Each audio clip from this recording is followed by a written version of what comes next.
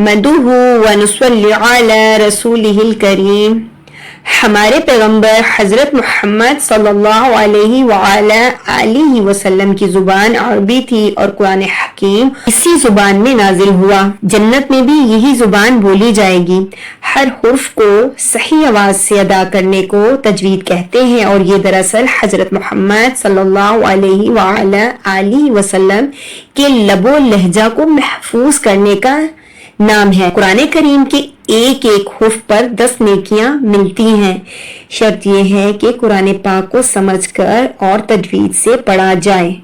السلام علیکم ورحمۃ اللہ وبرکاتہ۔ آج کی کلاس میں ہمارا ٹاپک ہے اخفا، جو کہ نون ساکن اور تنوین کے 4 قاعدوں میں سے ایک قاعدہ ہے۔ اخفا کا مطلب کیا ہے؟ اخفا کا مطلب ہے چھپانا۔ اس میں غنہ خفیف کیا جاتا ہے۔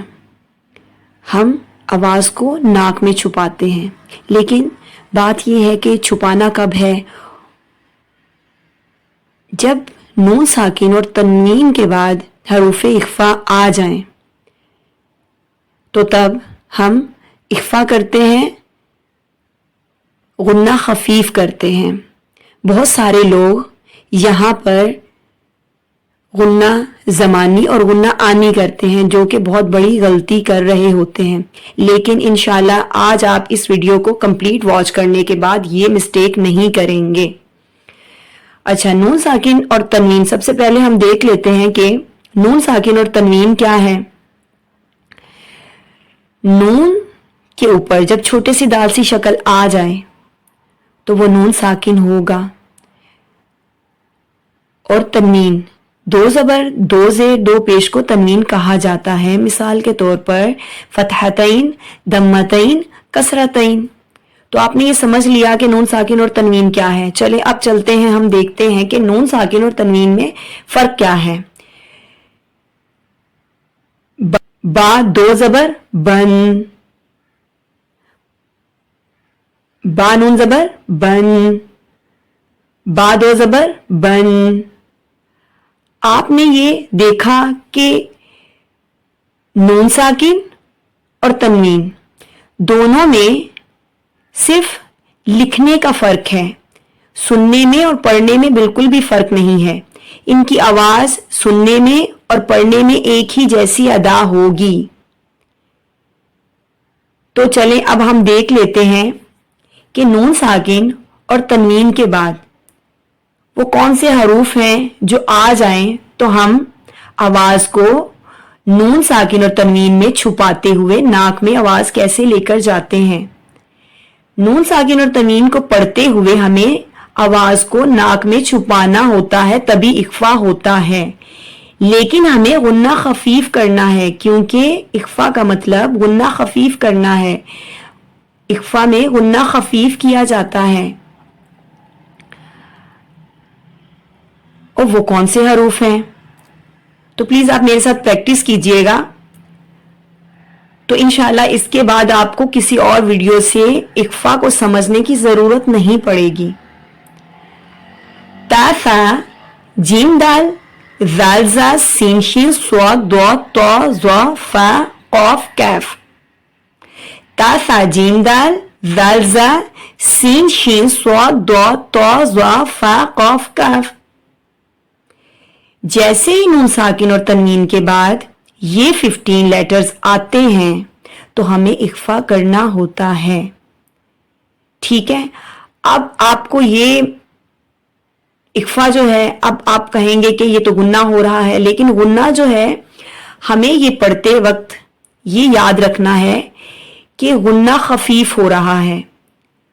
غنہ خفیف ہم کیسے کریں گے؟ اور اب ہم مثال کے طور پر ہم دیکھتے ہیں کہ اس کی پریکٹس ہم اس کو پڑھتے ہوئے کیسے کریں۔ تو یہ مثال ہم لیتے ہیں سورہ مائدہ سے، جو کہ سورہ نمبر 5 اور آیت نمبر 118 ہے۔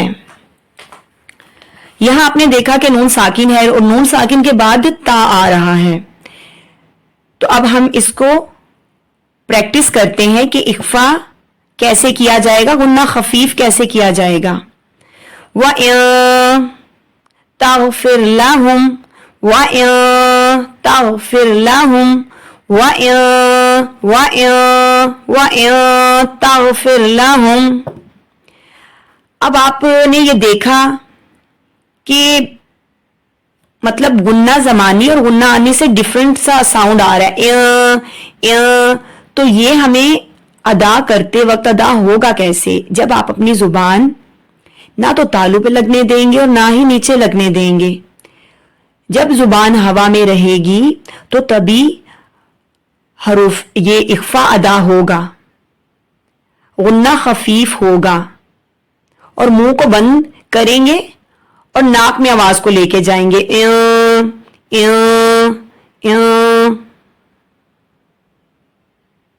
تغفر لہم.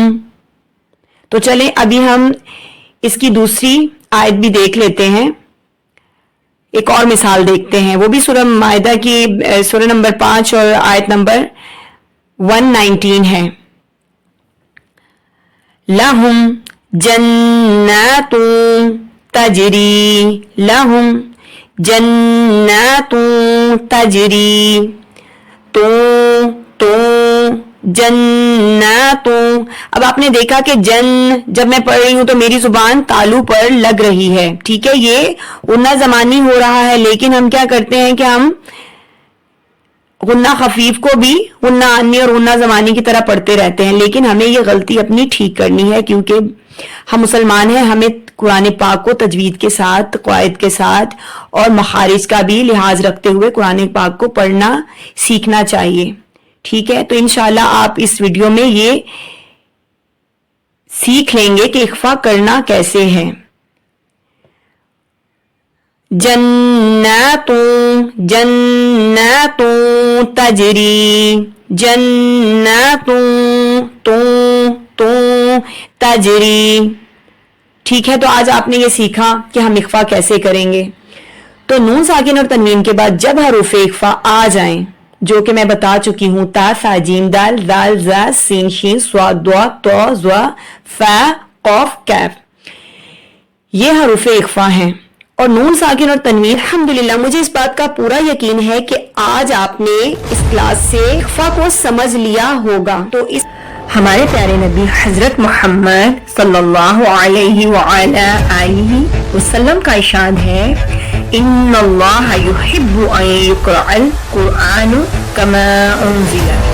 اللہ سبحانہ تعالیٰ کو یہی پسند ہے کہ قرآن حکیم جس طرح اترا ہے اسی طرح پڑھا جائے.